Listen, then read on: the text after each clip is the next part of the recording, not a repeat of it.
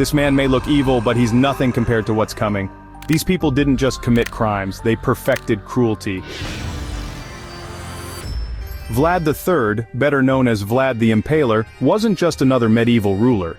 He was a nightmare made flesh. Born in the 15th century as the Prince of Wallachia, he lived in a time of endless wars, betrayals and bloodshed. But even in that brutal era, Vlad stood out for his unmatched cruelty. His favorite method of punishment was impalement. This wasn't a quick death. It was slow and designed to send a message. His enemies, and sometimes his own people, were skewered on wooden stakes and left to suffer for hours or even days. When the Ottoman Empire threatened his lands, Vlad didn't just fight back. He waged a campaign of psychological terror. Even his allies feared him. Stories spread of banquet halls where guests were served fine wine while bodies stood around them like grim decorations. But Vlad wasn't just ruthless in battle. He had no patience for crime or disloyalty in his own lands. It's said that he once left a golden cup in a public square, daring anyone to steal it. No one did. His punishments were too severe, his presence too terrifying. Many claim that his extreme brutality kept order, but at what cost? His reign left a legacy of fear so deep that centuries later, he became the inspiration for the world's most famous vampire, Count Dracula. The real horror of Vlad the Impaler wasn't in supernatural myths, it was in the very real, very human terror he inflicted upon the world.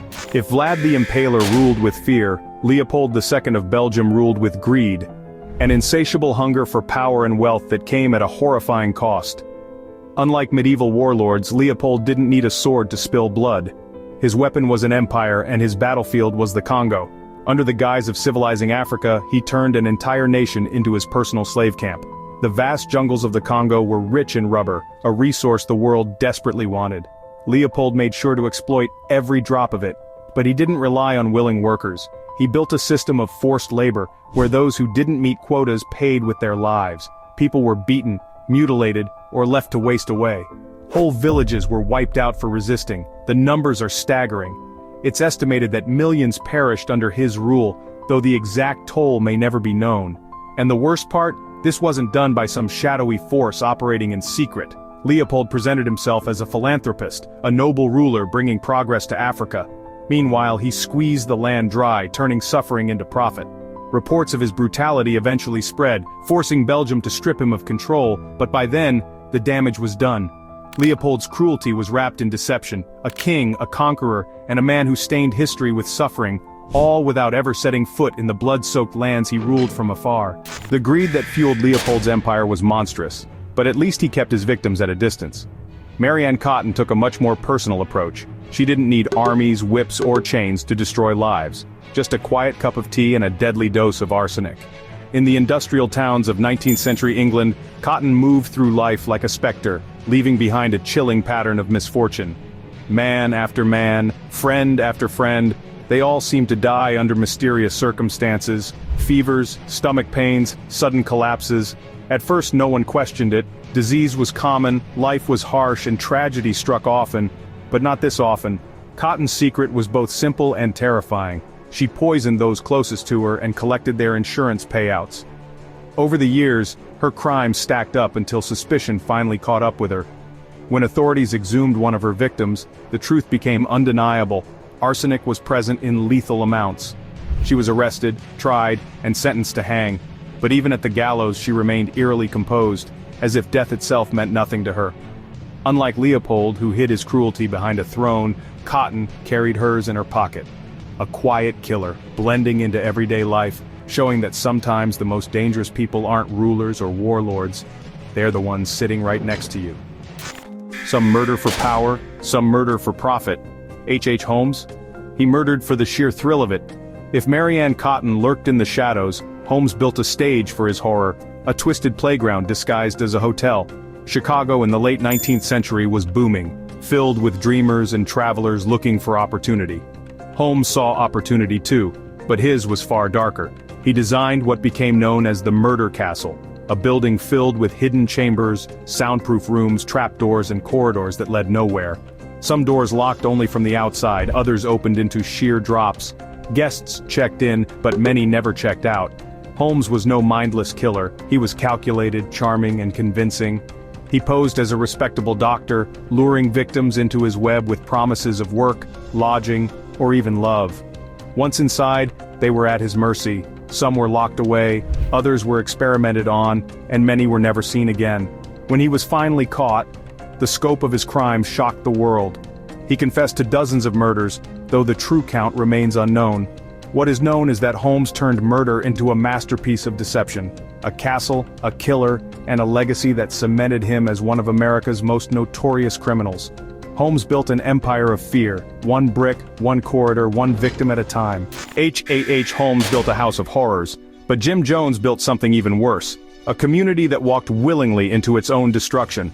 At first, he didn't seem like a monster. He was a preacher, a man of charisma, promising equality, justice, and salvation. His church, the People's Temple, attracted thousands, drawing in those who felt abandoned by society. But beneath the sermons and the talk of utopia, Jones was a master manipulator, tightening his grip on his followers until they had nowhere else to turn. When the outside world began questioning his church, Jones led his flock deep into the jungles of Guyana, far from prying eyes. There, in a settlement called Jonestown, his control became absolute. He dictated every aspect of his followers' lives, turning paradise into a prison. The breaking point came in November 1978. When government officials arrived to investigate, Jones knew his time was up. Instead of surrendering, he commanded his people to drink cyanide-laced punch, sealing their fate. Over 900 died that day, their bodies sprawled across the jungle floor in a chilling scene of mass obedience. Jones convinced his victims to surrender their lives willingly, not through force, but through belief. A preacher, a prophet, and a man who proved that sometimes the deadliest weapon isn't a gun or a knife, it's a voice. Jim Jones led his followers to death, but Isabella of Castile forced thousands into a different kind of suffering, one marked by fear, torture, and exile. She was a queen with a vision, a ruler determined to unite Spain under one faith. But to do that, she needed an enemy, and so, she created one. Under her rule, the Spanish Inquisition became a machine of terror, rooting out anyone who didn't fit her idea of religious purity. Jews, Muslims, suspected heretics, no one was safe. The methods were brutal. Those accused of heresy were dragged before inquisitors, forced to confess under unimaginable pressure. Some were imprisoned, some were tortured, and many were sentenced to death. Public executions became spectacles designed to send a message: defy the church and you'll burn for it. But Isabella wasn't just feared, she was powerful. Her marriage to Ferdinand of Aragon united Spain, and her sponsorship of Christopher Columbus changed history forever. Yet beneath the titles and the legacy, she remains one of history's most ruthless rulers. If Isabella used faith to justify her rule, Pol Pot used ideology to justify mass murder. He didn't just want power, he wanted to rebuild Cambodia from the ground up, erasing everything that came before him. In 1975, when his Khmer Rouge forces seized control, he began one of the most brutal social experiments in history. Cities were emptied, intellectuals were targeted, and anyone suspected of opposing his vision was dealt with swiftly. His goal was to turn Cambodia into a pure agrarian society, but the price was unthinkable. Millions were forced into labor camps where starvation and disease ran rampant. Education, medicine, and even family ties were seen as threats to the regime. Those who wore glasses, spoke foreign languages, or simply appeared too intelligent, often disappeared. The fields of Cambodia became mass graves, the land soaked in the blood of its own people. By the time Pol Pot was removed from power, nearly a quarter of the country's population was gone. Pol Pot hid deep in the jungles, watching his country crumble under the weight of his own brutality, a leader who promised revolution but delivered nothing but death. If Pol Pot slaughtered his own people, Genghis Khan slaughtered entire civilizations. He wasn't just a warlord, he was a force of nature sweeping across Asia and Europe like a storm, leaving nothing but ruin in his wake. Born in the harsh Mongolian steppes, Genghis Khan clawed his way to power through blood and betrayal. But once he united the Mongol tribes, his hunger for conquest became unstoppable. Kingdoms crumbled before him, cities vanished, and populations were wiped out. His tactics were brutal but effective. Surrender and you might be spared. Resist and your entire city would be reduced to ashes. The Mongol armies were unlike anything the world had seen, fast, ruthless, and merciless. They turned rivers red with blood, stacked the skulls of their enemies into pyramids, and erased entire cultures from history. It's estimated that tens of millions perished under his rule, making him one of the deadliest conquerors of all time. And yet, for all his brutality, he was also a ruler who built one of the largest empires in history, promoting trade and communication across continents. Genghis Khan's terror built an empire that shaped the modern world. A warlord, a legend, and a man who turned entire civilizations into nothing more than whispers of the past. Genghis Khan shattered empires with brute force. Hernan Cortez, on the other hand, destroyed one with cunning, betrayal, and a hunger for gold that knew no limits. When he arrived in Mexico in 1519, the Aztecs were the most powerful civilization in the region. Their grand capital, Tenochtitlan, was larger than most European cities, filled with towering temples, bustling markets, and a thriving society. But Cortez saw none of that. He saw an empire ripe for the taking. With just a few hundred soldiers, he set out to do the impossible, topple an entire civilization. He didn't do it alone. Cortez manipulated rival tribes, turning them against the Aztecs, spreading disease, and using deception to weaken their defenses. He even managed to capture their emperor Montezuma, reducing the mighty ruler to a puppet. When the Aztecs finally fought back, their resistance was valiant but futile. Outnumbered and outgunned, they fell, their once great empire reduced to rubble. Unlike Genghis Khan, who built an empire from nothing, Cortez tore one down and handed its riches to Spain. A conquistador, a schemer, and a man whose thirst for power led to the destruction of an entire civilization. Hernan Cortez killed for conquest. Elizabeth Bathory killed for pleasure. A noble woman of 16th century Hungary, she lived in luxury, surrounded by wealth, servants, and influence. But behind the castle walls, something far more sinister was taking place. Over the years, whispers spread of girls disappearing, servants vanishing, and horrific screams echoing from within her chambers. The truth was worse than anyone imagined. Bathory, it was said, had an insatiable appetite for cruelty. She would lure young women to her castle, only for them to never leave. Rumors swirled that she believed their suffering would preserve her beauty, that she found pleasure in their pain. Eventually, the truth became impossible to ignore. Witnesses came forward, the castle was raided, and the horrors within were exposed. The noblewoman, once untouchable, was sentenced to life imprisonment, locked away in her own home, where she died years later. Idi Amin turned an entire country into his personal horror show. When he seized power in Uganda in 1971, the world saw him as a charismatic military leader. He promised stability, strength, and a bright future. Instead, he delivered a reign of terror marked by violence, paranoia, and absolute control. The once promising ruler quickly became one of the most ruthless dictators in modern history. He didn't just remove his enemies, he made them disappear. Political opponents, military officers, and anyone who dared challenge him were never seen again. Under Amin's rule, Uganda became a country gripped by fear. Entire villages were wiped out, professionals fled in droves, and executions became a routine spectacle. His cruelty knew no limits. Those who once trusted him were betrayed, those who served him lived in terror, and those who stood against him paid the ultimate price. By the time he was overthrown in 1979, hundreds of thousands had perished, leaving Uganda scarred and broken. Amin lived out his final years in luxury, unpunished for the horrors he unleashed. Idi Amin ruled with an army, but Pedro Lopez needed no soldiers, just his own twisted mind. If Amin was a dictator of death, Lopez was a phantom of terror, a predator who slipped through the cracks of justice over and over again.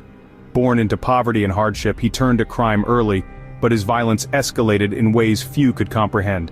Roaming across Ecuador, Colombia, and Peru, he preyed on the vulnerable, leaving a trail of horror in his wake. His methods were calculated, his actions chilling, and his crimes seemingly endless. But unlike other killers, Lopez didn't hide in the shadows forever. He was caught, arrested, and confessed to an astonishing number of murders. The authorities were horrified, but in a twist almost as disturbing as his crimes, he was released after serving time. The world lost track of him, and to this day no one knows where he is, or if he ever stopped. While Amin's rule was brought down by force, Lopez simply faded away, a monster who walked free, a nightmare without an ending. Pedro Lopez struck fear into individuals. Hiro Ishi turned suffering into an industry. Unlike common criminals, Ishi hid behind science, presenting himself as a doctor, a researcher, a man of progress. But his experiments had nothing to do with healing. As the head of Japan's infamous Unit 731 during World War II, he ran one of the most grotesque operations in history. While the world focused on battles and politics, Deep in the shadows of Manchuria, Ishii and his team carried out experiments so horrific they barely seem real. Men, women, even the sick and wounded, no one was spared. His work was meant to test biological weapons, to push the limits of human endurance, to turn cruelty into knowledge. But there was no medical breakthrough, no noble cause, only suffering inflicted under the guise of science. And when the war ended, did Ishii face justice? No. In a sickening deal he was granted freedom in exchange for his research, living out his days untouched. Ishii's crimes were known, yet he escaped the fate he deserved. A doctor, a war criminal, and a man who used medicine as a tool for horror. Hiro Ishi tortured in secrecy. Maximilien Robespierre did it in broad daylight, turning executions into national events. He started as an idealist, a man who believed in justice, in liberty, in the power of the people. But revolutions are unpredictable, and power twists even the noblest intentions. When Robespierre took control of the French Revolution, he didn't just go after tyrants, he became one. His weapon of choice wasn't a gun, a prison, or an army. It was the guillotine. Under his rule, the reign of terror swept across France. Anyone suspected of disloyalty, of questioning the revolution, of not being revolutionary enough, off with their heads. Nobles, commoners, even former allies met their end in the public squares of Paris. The irony? The man who orchestrated the bloodshed met the same fate. When the tide turned against him, Robespierre was dragged to the guillotine, his own terror cutting him down. Robespierre's downfall came fast. Nero's was a slow-burning catastrophe. Rome had seen mad emperors before, but none quite like him. He wasn't just cruel, he was theatrical about it. He wanted to be a god, an artist, a ruler loved by all. But the more he craved admiration, the more his paranoia consumed him. Suspected traitors vanished, family members died by his command. The Senate feared him, the people despised him, and Rome itself trembled under his rule. Then came the fire. The Great Fire of Rome in 64 AD destroyed much of the city, and while history debates whether Nero had a hand in it, one thing is clear, he used it to his advantage.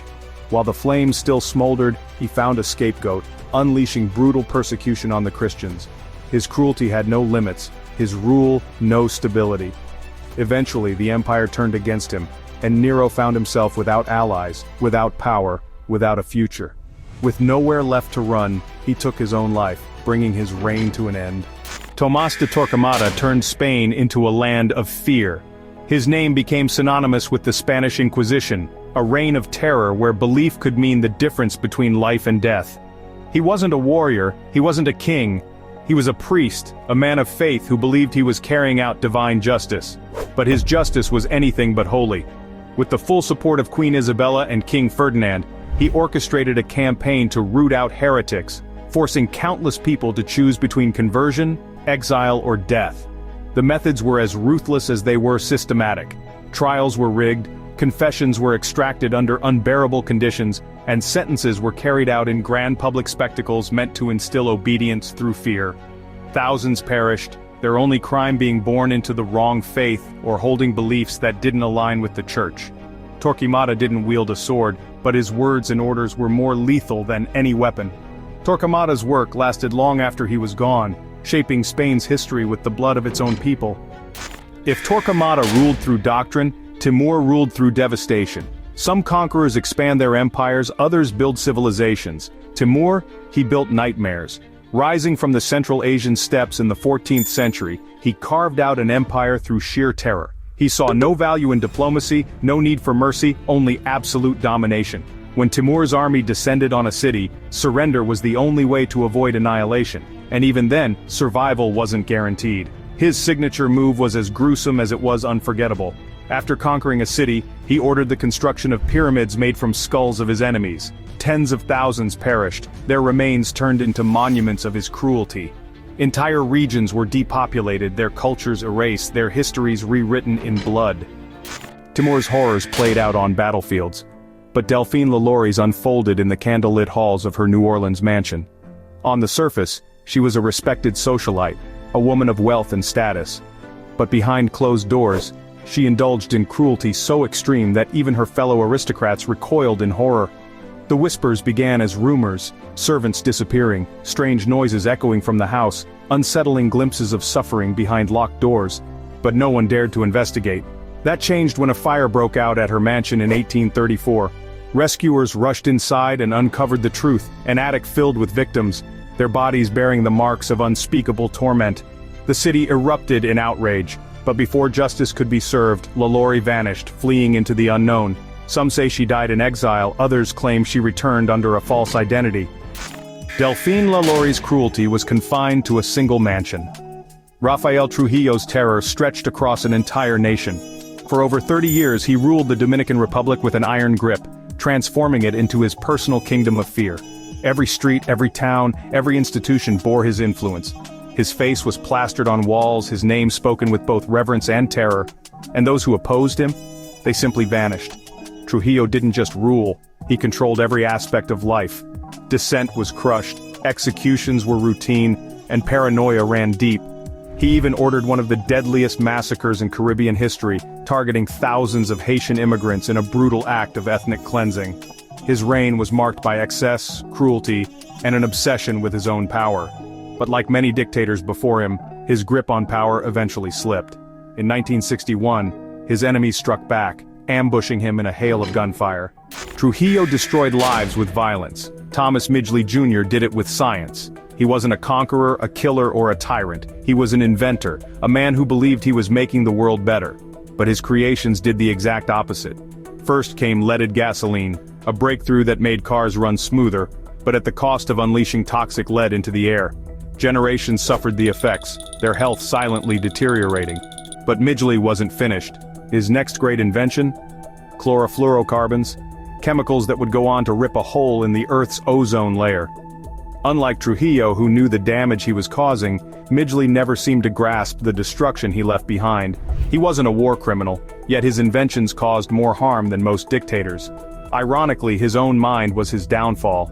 After contracting polio, he designed an elaborate system of pulleys to help him move. That very invention ended his life, strangling him in a tragic twist of fate. A scientist, an innovator, and a man whose legacy is not one of progress, but of unintended disaster. That's about it. Who do you personally consider to be the most evil person in history? Share your thoughts in the comments. For more useful information, watch other videos.